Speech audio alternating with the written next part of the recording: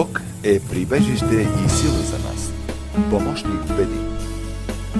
Затова няма да се оплашим, когато земята се клати и когато планините се срутят посред морето, когато водите му бучат и бушуват. Планините треперят от вълнение.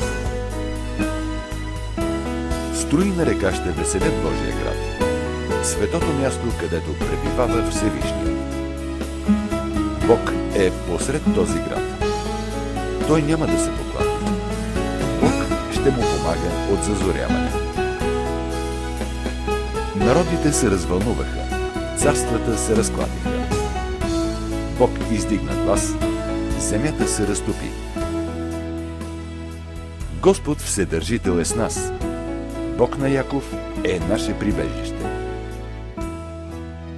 Елате и вижте делата на Господа, който стори чудесни дела по земята. Той прекрати войните до край земя, счупи лък и изтруши копие, с огън изгори колесници. Той каза: спрете и разберете, че аз съм Бог. Възвисен съм сред народите, ще се възвися над земята. Господ Вседържител е с нас. Бог на Яков е наше прибежище.